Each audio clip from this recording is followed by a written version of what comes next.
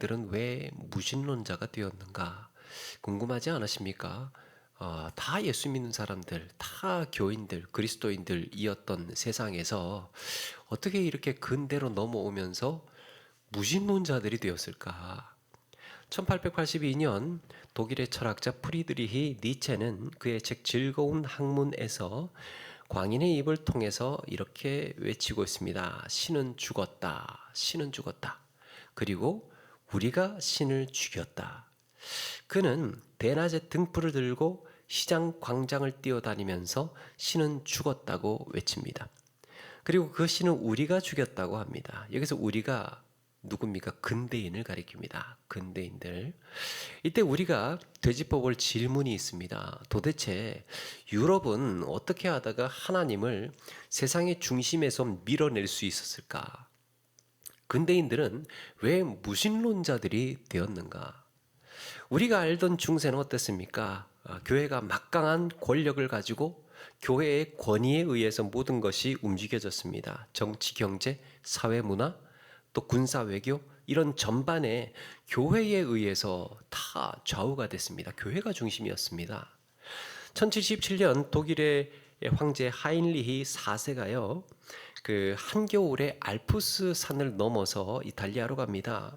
그렇게 도달한 곳이 이탈리아의 카노사 성이었고 거기서 이 하인리히 4세가 사흘 동안 눈 위에 서서 교황을 기다렸다고 합니다. 교황을 아련하기 위해서. 교황이 황제를 파면했기 때문입니다. 황제는 그 파문에 취소해 주기를 바라면서 교황에게 지금 빌로 간 겁니다. 이걸 우리가 많이 들었을 법한 카노사의 굴욕이라고 합니다. 황제가 교황에게 굴복해서 용서를 구하는 빌었던 사건. 사람이 나고 자라고 죽는 모든 과정도 교회의 주관 안에서 흘러갑니다. 당시 교회는 병원이고 복지관이었습니다. 교육기관이기도 했습니다. 우리가 많이 아는 세계의 그 유수의 대학들 있지 않습니까? 파리 대학, 또 볼로냐, 또 옥스포드, 캠브리지 이 모두가 다 처음에는 신학교에서부터 시작이 됩니다. 신학교로 지어졌습니다. 그렇게 세상은 교회력을 따라 시간을 샜고 하나님이 세상의 중심이었습니다. 그런데 어쩌다가 하나님께서 그 중심에서 밀려나고 사람이 세상의 중심에 서게 되었을까? 물론 이 무렵에 이제 콜럼버스가 신대륙을 발견하고 사람들이 깜짝 놀라죠. 중세 유럽에 더 넓은 중세 유럽만 세계의 중심이고 세상인 줄 알았더니 세상에 더 넓은 세상이 있다는 것을 인지하기 시작합니다. 세계관이 확 넓어지는 거예요. 또 과학기술의 발달로 기술이 발달하고 과학이 발달하면서 이 인간의 영역이 엄청나게 높아갑니다. 사람이 할 수 있는 일들이 굉장히 확 늘어나게 되는 거죠. 또 뭐가 있습니까? 르네상스, 고대 문명을 재해석하면서 이제 생각의 시대로 열리기 시작을 합니다. 그런데 이런 이유 말고 신대륙 발견, 과학 기술의 발달, 또 이 르네상스 이런 이유들 말고 우리가 지금 생각해 보고 싶은 것은 종교적인 관점에서 기독교적인 관점에서 생각해 볼 수 있는 것들은 없을까? 이 중세와 근대의 사이에 있었던 이 르네상스는 그동안 신중심의 사고에서 인간 중심의 세계로 바뀌는 과정이었습니다. 바뀌게 하는 사건이었습니다. 신본주의 세계에서 인본주의 세계로 변화되는 거예요. 사람이 달라지는 겁니다. 하나님 중심이던 사람이 인간 중심인 사람으로 바뀌어지는 것. 그게 중세와 근대예요. 중세 사람은 누굽니까? 하나님 중심의 세계관을 가진 사람이고 근대인은 인간 중심의 세계관을 가진 사람입니다. 중세인과 근대인이 다릅니다. 그래서 인본주의가 뭡니까? 인간이 모든 것의 중심이 된다는 사상이에요. 그런데 아이러니하게도 이런 인본주의가요 중세 시대부터 있어 왔습니다. 아니 인류 역사에서 인본주의가 사라진 시절은 단 한 번도 없었습니다. 그러면 중세의 인본주의의 흔적은 뭐가 있을까? 제가 지금 말씀드리는 것은 신본주의 세상이던 중세 시대에 사실은 인본주의가 깔려 있었다는 얘기를 하려고 하는 겁니다. 첫 번째가 교회의 권력 다툼입니다. 지난번에도 말씀드렸듯이 아빈용 유수가 있었죠. 교황청이 약 70년간 로마가 아니라 프랑스 남부에 있는 아빈용에 교황청이 있었습니다. 프랑스 왕 필립 4세가 주도해서 교황청을 이 프랑스로 옮겨버린 겁니다. 교황청 안에 프랑스인들이 실권을 쥐고 있었다는 얘기예요. 중요한 포인트입니다. 프랑스인들이 실권을 쥐고 있었습니다.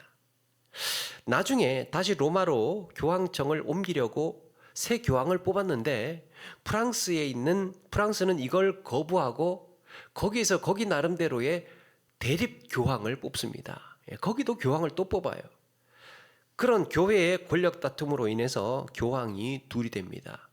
나중에는 셋이 되지요. 이렇게 왜 이런 일들이 벌어졌을까요? 교황이 유럽 세계를 지배하고 있었기 때문이에요. 교회가 지배하고 있었기 때문에 권력.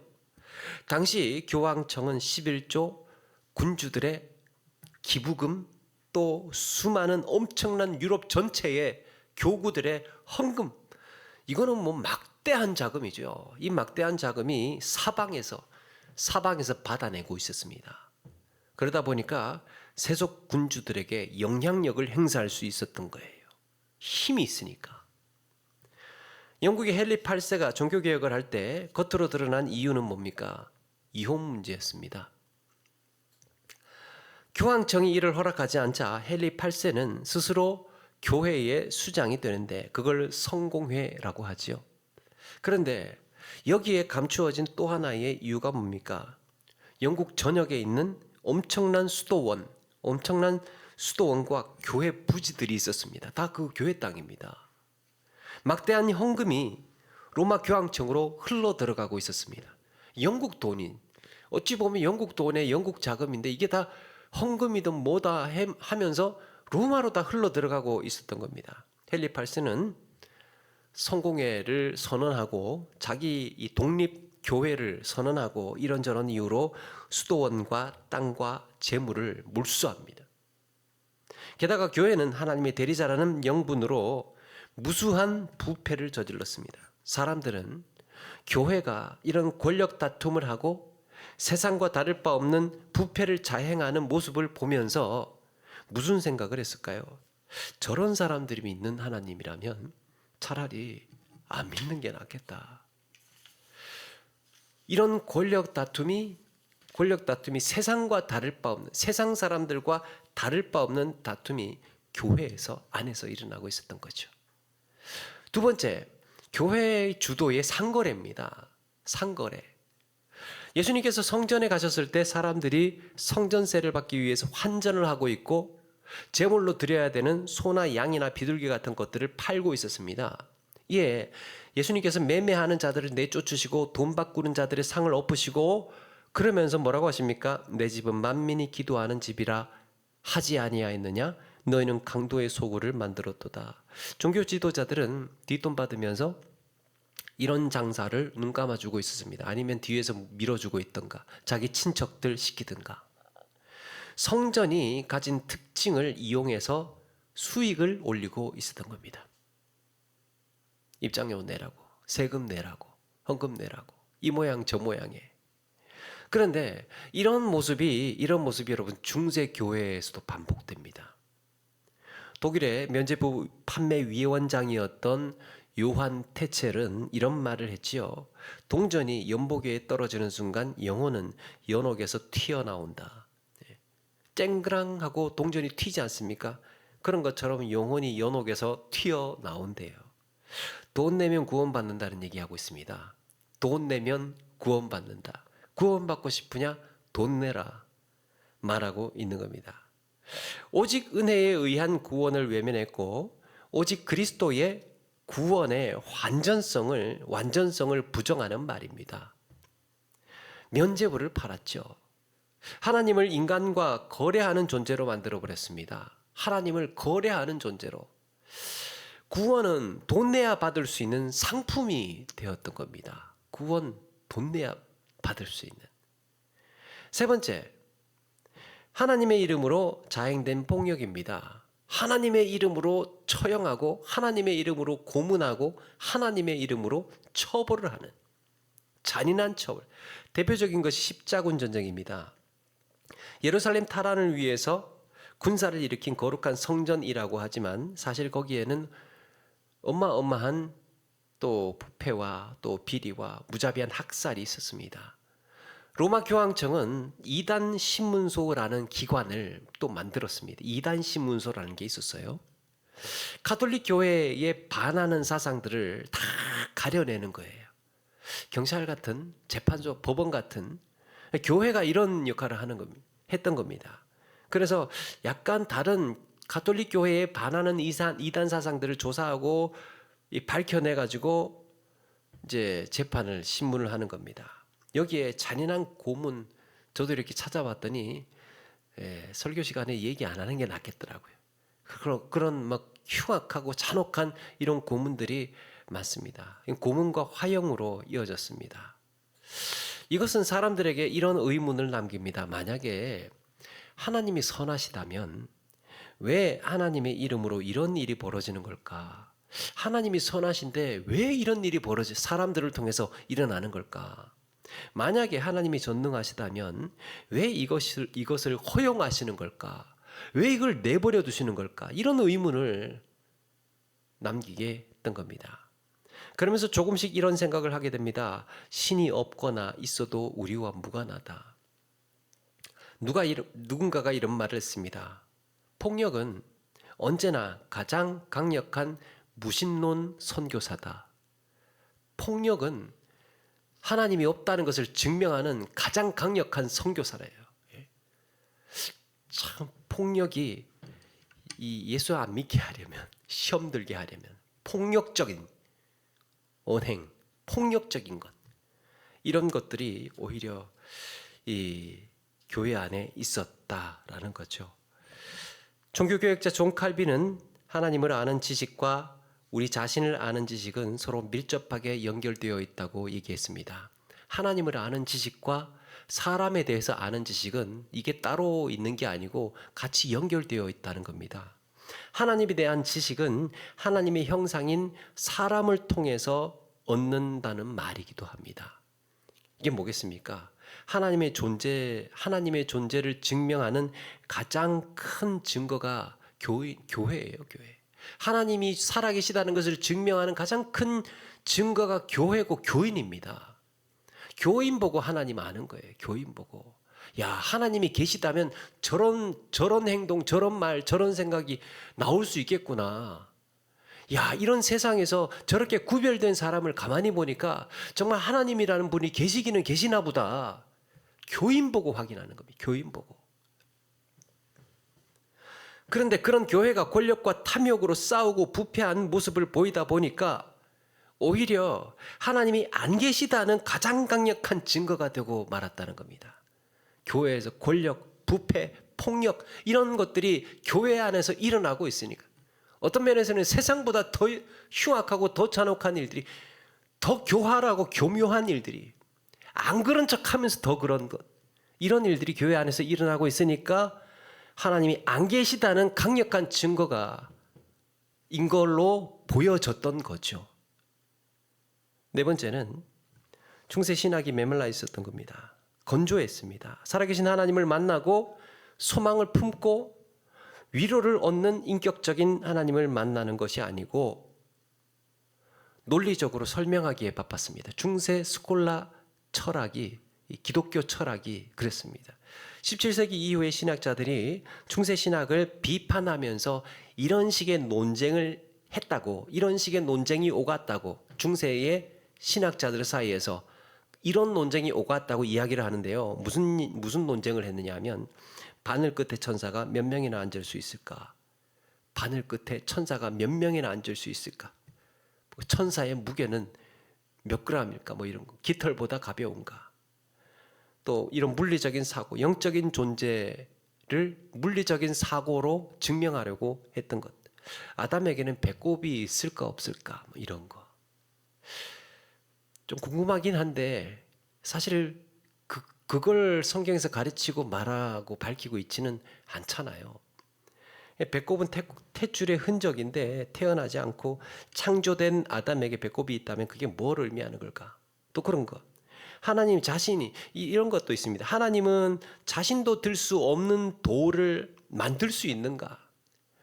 이거는 완전히 말장난하고 있는 겁니다. 하나님은 자기도 들 수 없는 돌을 만들 수 있을까?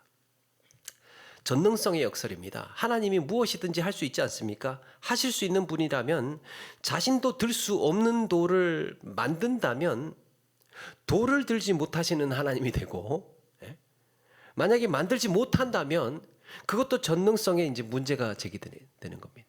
이래도 안 되고 저래도 안 되는. 그래서 마틴 루터가 이런 이야기를 합니다. 철학자 아리스토텔레스가 신학자들에게 침투해 중세 신학을 말합니다. 아리스토텔레스가 중세 신학자들에게 그 사상이 침투해 가지고 성경 대신 이성이 왕좌에 앉았다라고 합니다. 성경이 아니고 논리적으로 어떻게 이렇게 말을 하는 말기술만 이렇게 늘리게 만들었다는 거예요. 이성이. 이성은 중세의 특징이 사실은 아니었거든요. 이성은 근대의 특징이에요. 그런데 뭡니까? 중세에 이미 이성이라는 논리가 신학 안에서도 이루어지고 있었다는 거죠. 이성적으로 인간의 말로 이해하게끔 모두 설명하려는 시도가 그 자체가 모순일 수밖에 없었다 하는 겁니다. 어떻게 논리적으로 이성적으로 우리가 하나님을 설명할 수 있겠습니까? 하나님은 논리적으로 이성적으로 사람의 생각으로 다 설명이 되지 않습니다. 우리는 성경에서 가르쳐 주는 만큼만 알 수 있습니다. 칼빈 역시 이렇게 말합니다. 사변적인 호기심으로 하나님을 탐구하려는 자는 미로 속에서 길을 잃을 것이다. 하나님을 알려면 그분이 스스로 계시하신 말씀 안에 머물러야 한다. 사변적인 호기심, 그러니까 성경에도 나오지 않는 그렇게 중요하지도 않는 이런 호기심을 자꾸 탐구하다가 보면 이거 뭐 성경을 탐구하는 건지 뭐 미로 속에 신비 속에 그냥 신비한 존재를 탐구하는 건지 잃어버리게 된다. 그래서 하나님을 알려면 계시에 집중해라. 성경에 나오고 있는 성경의 말씀 안에 있어야 한다는 겁니다. 성경 밖으로 나가지 말고 가르쳐주고 있는 말씀 안에 머물러야 하나님에 대해서 알 수 있다. 정작 사람들에게 필요한 신학의 해답은 뭡니까? 삶과 관련된 것들입니다. 교회에서 또 신학자가 대답을 해주고 이야기를 해주어야 되는 것은 삶과 교인들의 삶과 관련된 것들입니다. 천사가 몇 명이고 무게가 얼마나 나고 배꼽이 있는지 없고 이런 이야기들을 고민을 하고 있다는 거죠. 인간이 도덕적으로 윤리적으로 살아야 하는가? 그 이유는 무엇인가? 뭐 이런 거. 가난과 질병이라는 현실에서 과연 하나님의 말씀은 어떤 위로가 되는가? 이런 이야기를 해줘야 된다는 거죠. 불가항력적인 기근이나 전염병, 전쟁이라는 현실 속에서 과연 우리는 어떤 현실의 문제를 극복하고 나아갈 수 있을까? 어떻게 이걸 해결하고 나아갈 수 있을까? 내 삶에 필요한 하나님의 사랑과 은혜는 어떻게 주어지는가? 하나님의 사랑은 어떻게 우리가 알 수 있을까? 이런 주제, 이런 이야기들, 이런 대답을 해줘야 한다는 겁니다. 그런데 중세의 신학은 한가한 질문을 갖고 시간을 보내고 있었습니다. 인간의 실제적인 고민, 삶과 죽음이라는, 질병과 배고픔이라는 이런 절박한 현실적인 문제에 해답을 주지를 않았던 거죠. 그래서 어떻게 됩니까? 유럽 전역에요. 그러다 보니까 유럽 전역에 흑사병이 창궐할 때 몇 년 사이에 유럽 전체 인구의 3분의 1이 죽어나가고 때로는 도시 전체가 다 몰살을 하게 되고 그랬을 때 교회가 대처를 하지 못했습니다. 대답을 해주지를 못했어요. 그리고 흑사병을 해결하지는 못하더라도 교회가 신실한 위로와 또 소망은 줄 수 있지 않았겠습니까? 대기근과 백년 전쟁이 일어나고 있을 때도 기근으로 전쟁으로 땅이 황폐해지고 건물들이 무너져 내리고 있을 때 교회는 여지없이 헌금을 강요하고 세금을 받고 사람들과 아픔을 함께하지 못했습니다. 교회가 차릴 실속을 다 차리고 있었던 거죠. 그러면서 사람들은 해답이 없는 교회를 서서히 외면하기 시작했고 다른 곳으로 시선을 돌리기 시작합니다. 근대의 무신론자들의 세상을 중세교회가 연 거예요, 사실은. 중세인들이 근대를 열었던 겁니다. 근대인들이 찾아서, 알아서, 생각해내서, 만들어내서 한 것이 아니고 이러한 환경이다 보니 이렇게 될 수밖에 없었던 겁니다. 폭력, 권력, 상거래, 인간의 탐욕과 교만과 욕심, 이성이 이런 것들이 이미 중세 안에서 일어나고 있었던 거죠. 그렇게 사람들은 하나님에 대한 신뢰를 잃고 교회는 서서히 세상의 권력을 빼앗깁니다. 그러면서 이제 그러면서 왕들이 권력을 다 빼앗아 갑니다. 내 나라 내가 다스린다 이러면서 다 여기저기서 다 권력을 빼앗아 갑니다. 1514년 마키아벨리의 군주론이라는 책이 있습니다. 그 책이 이제 충격을 준 이유도 거기에 있습니다. 이전까지 군주, 왕, 이전까지의 왕에 대한 개념은 뭐였냐면 왕은 하나님의 대리 통치자로 알았습니다. 하나님을 대리해서 나라를 통치해야 하니까 덕이 있어야 되겠죠. 그게 덕목이에요. 왕의 덕목. 덕이 있고 사랑이 있고 정의롭고 뭐 이렇게 이제 덕과 정의를 신봉하는 군주여야 했습니다. 그게 군주의 미덕이에요. 그런데 마키아벨리의 군주론에는 하나님이 빠져 있습니다. 오히려 군주는 인간의 본성을 꿰뚫어야 한다고 말합니다. 다 필요 없고 이런 얘기합니다. 왕은 임기응변 그리고 속임수에 능해야 하고 필요에 따라서는 배신도 해야 되고 비도덕적인 행동도 감수해야 한다고 이렇게 주장을 합니다. 맞는 말인 것 같기는 한데 또 이게 그 교회 입장에서 기독교 세계에서 보면 충격적이지 않습니까?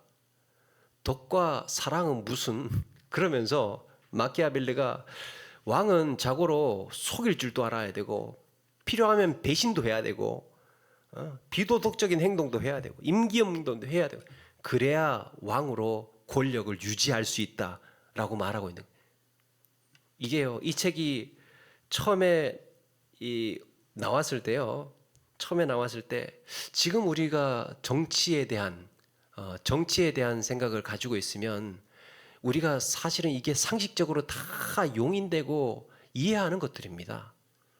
사람들이 다 정치가 다 그렇지 이런 범위들이에요.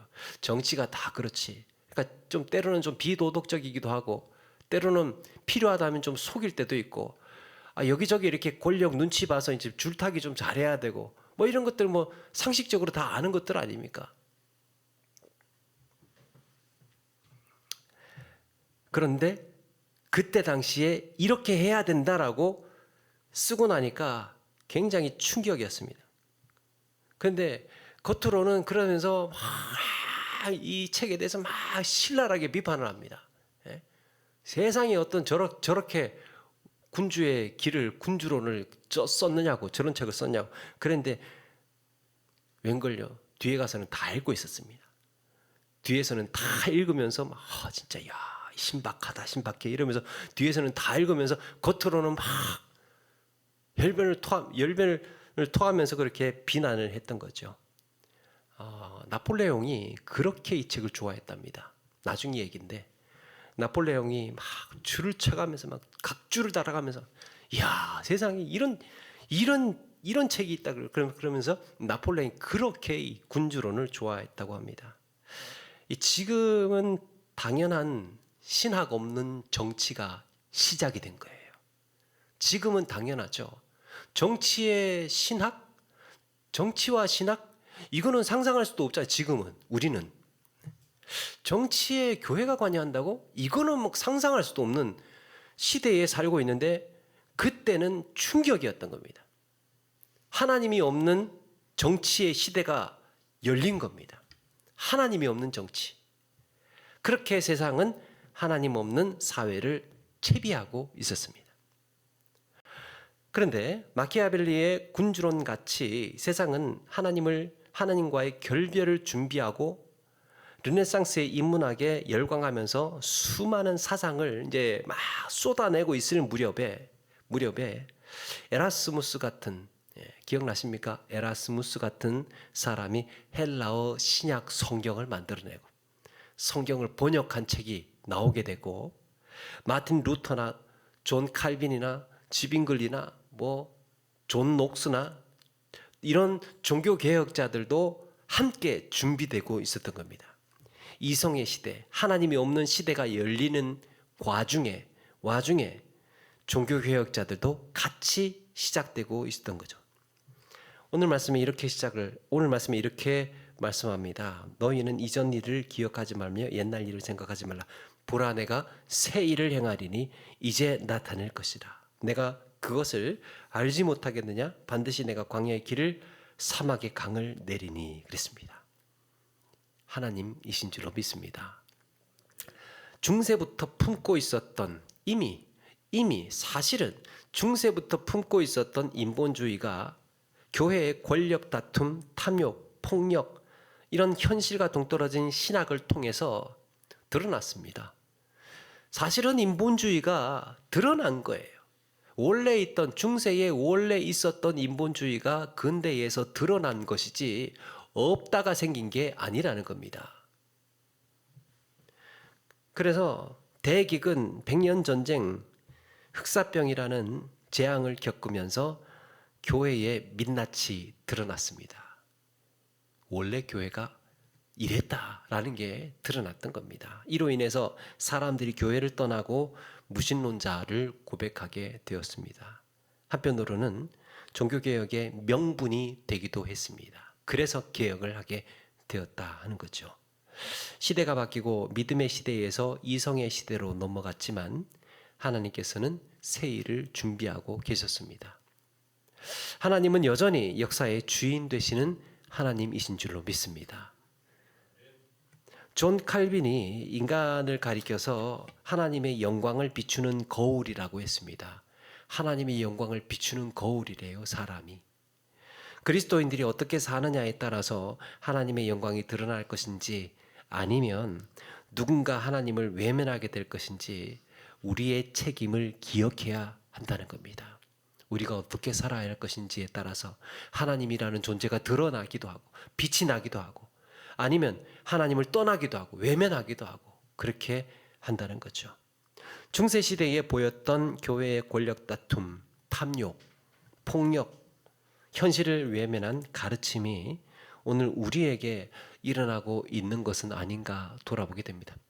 충분히 이야기할 수 있죠. 충분히 할 얘기가 많습니다. 교회 안의 권력 다툼, 탐욕, 폭력.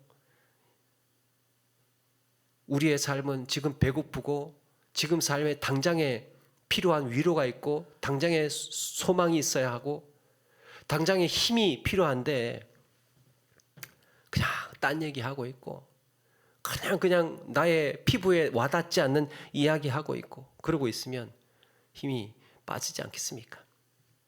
나도 모르게 스며있는 인본주의적인 신앙의 태도는 무엇이 있을까? 이것도 우리가 신앙생활을 하지만 사실은 사람이다 보니 인본적인 생각이 없을 수가 없을 것 같아요. 사람이다 보니 때로는 욕심도 있고 때로는 권력 다툼도 있고 때로는 폭력적인 것도 있고 미움도 있고 증오도 있고 분노도 있고 우리 안에 있는 것들. 그래서 우리가 싸워야 할 것들입니다. 우리가 돌아보고 정말 진지하게 생각해 보아야 할 것들. 내 안에 있는 인본적인 신앙의 태도는 무엇일까? 그 신앙생활 열심히 하는데도 인생 최대의 목적이 그런 겁니다. 그래도 성공이지. 그래도 무조건 부자로. 그래도 권력을 쥐어야지. 한 번 사는 인생 이러면서. 군주론이 말하고 있는 것처럼 필요하다면 우리가 보았을지 보지 않았을지 모르겠지만 교회도 속이고 덮고 눈 감고 비도덕적인 행동도 서슴지 않고 있는 것은 아닌가, 이런 것들. 이게 이제 오늘날 우리가 풀어야 할 과제라는 겁니다. 그리고 역사를 돌아보는 이유이기도 합니다. 중세의 흐름이 그렇게 되어서 이렇게 흘러갔고, 그렇다면 우리가 살고 있는 이 모습도 그때와 다를까? 꼭 그렇지는 않다 하는 거죠. 그래서 공통점은 무엇이 있고, 정말 거기에 대해서 우리가 진지하게 한번 고민해 보아야 할 것은 무엇이 있고, 오늘 살고 있는 우리의 세상에서 교회는 어떠해야 하는가, 그리스도인은 어떠해야 하는가, 이런 것들을 한번 또 경각심을 가지고 깊이 있게 우리 스스로를 돌아볼 수 있어야 하겠습니다.